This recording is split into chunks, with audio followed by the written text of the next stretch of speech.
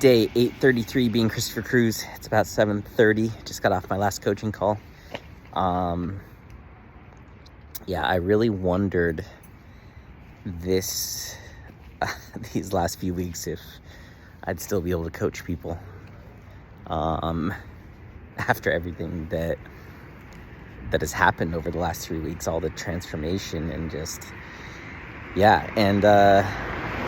the answer is yes, I can definitely still coach people, but I can never coach people the way that I used to. Meaning, like, I can't coach someone without talking about God. It's not possible. I got on this call with this client and just could feel like she's under spiritual attack and she needs God. And I just saw it more clearly than I've ever seen it. The spirit of anger, the spirit of hatred, the spirit of fear, the spirit of shame, all these different things. And, she's telling me about this and that. And I was just like, this is spiritual. There's evil forces, demonic entities, spirits. And that's what this is. This is a spiritual attack. And the reality is there's nothing in psychology or neurolinguistic programming or coaching that I can give you to fight this battle. It is literally, you need God. And we ended up having a 2-hour-long conversation, and it was all about God. And I know it created some shifts, some serious shifts. And just speaking life over her, like, hey, you're going to change the world. There's a reason God brought us together. Like, this is just the reality. Like, but you can't do it without God. You can't fight this battle without God. You've been trying to do it without God your whole life. It's not working. It's not working. God is the answer. Like, that's just the truth. And and I was just so real and authentic and genuine and certain, like, and she was really open to it. She's like, it's crazy. On Christmas, like, I watched the midnight mass and it was nice. And she's like, I don't know what it is, but this last week I've just been seeing all these testimonies. Like, I didn't have any money. I started driving Uber, and then God did this and God did that. And I'm like, yeah, God's pursuing you. He's been pursuing you. And started talking about the Bible and just concepts of the Bible, teachings of the Bible, not concepts, truths of the Bible. And I could see it. Like, she was like, wow.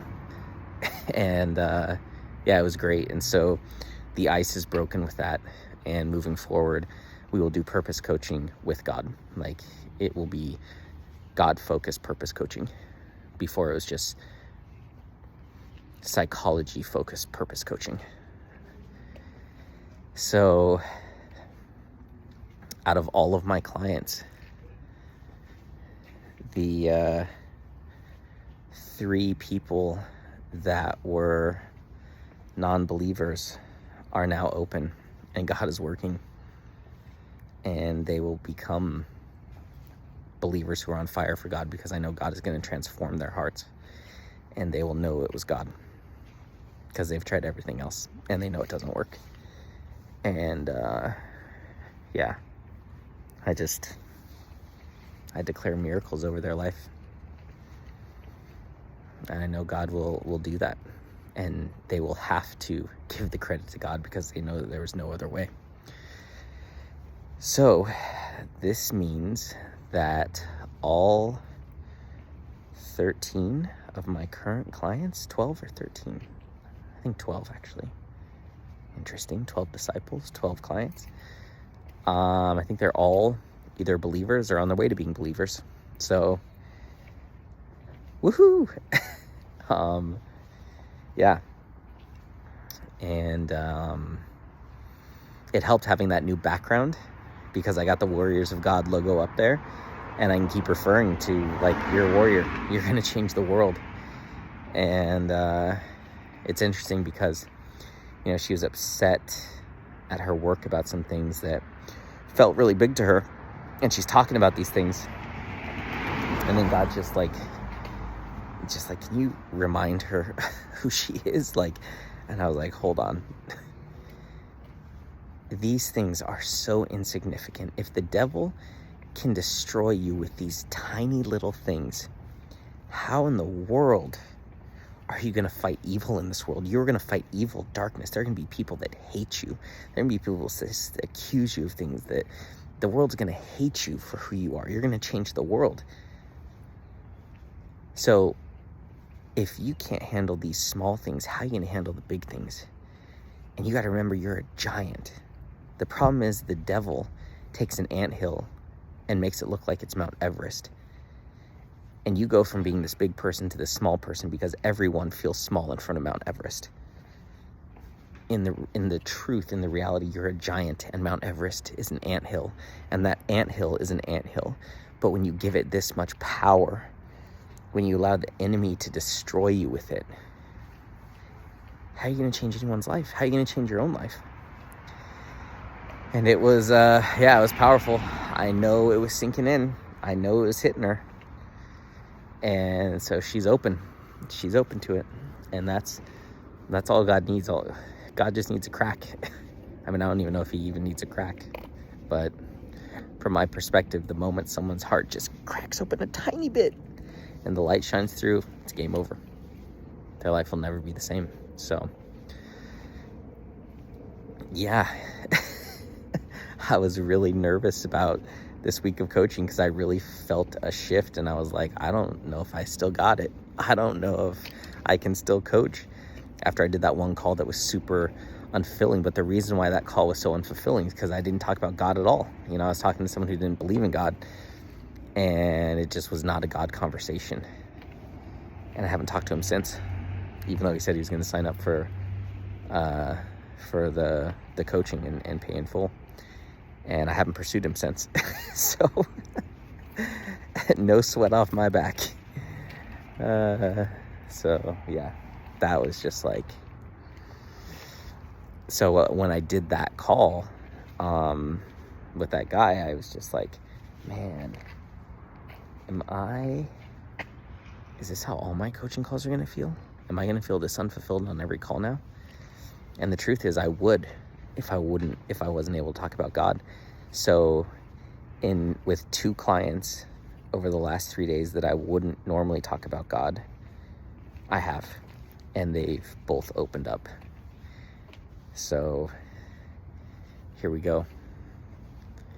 God's just taking me to a different level, next level. So, and being on that call, it was just shows me even more. I need to fast. I need to connect with God. I need to equip myself with the weapons, the spiritual weapons that I need to fight for these people. So the fast is starting tomorrow, and it's not stopping. I might do like an Instagram live and document it every day. That's a great idea. In our 100X group, the coaching program that I'm signed up for, they want us to go live 30 days in a row in the group, and there's like 6,000 or 7,000 people in the group, all kingdom entrepreneurs, believers who are entrepreneurial, want to change the world, all my target market. And they want us to go live for 30 days in a row. And most people don't, because they're scared and it's uncomfortable and the consistency. And so I'm starting my fast tomorrow. So tomorrow I will do the first Facebook Live in the group, and I'll tell everyone I'm starting a 40-day fast. And I need God because I haven't been able to get through a day ever since I did my 6 day. I did 6 days, and then I did 2 or 3 more days after that, and I just haven't been able to make it happen, which has been so frustrating.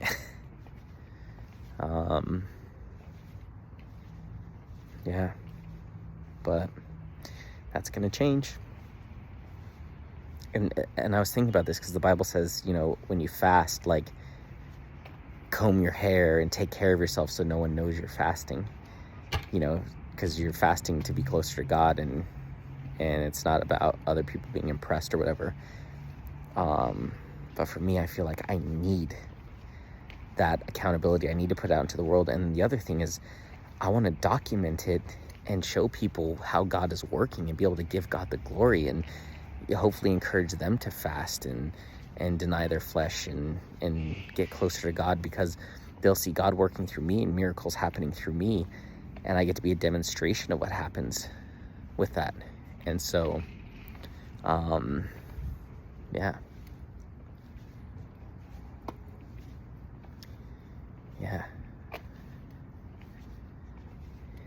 And I need to fast because it's so interesting. Ever since I walked out here, there's been like 3 or 4 times where I thought someone was behind me, or I thought I saw a shadow or something. I feel like there is, I don't know, I feel a little like, all right, I think I pissed off the devil. I think there's some spirits that are not happy with me right now. So I need to fast for protection. I need purification. I need, so, it's interesting. Like, I thought I saw a shadow go across the street a little bit ago. I just didn't say anything, and I keep just like turning because I feel like someone's behind me. Spiritual stuff. Very interesting. Very interesting. See, like, I heard someone walking. I'm like, what's going on? Yeah, I know the enemy's not happy with me. Good.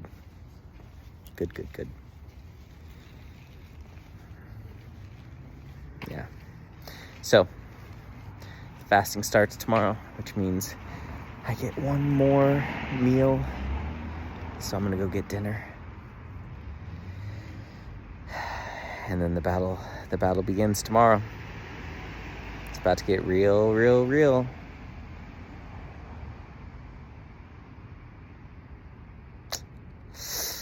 All right.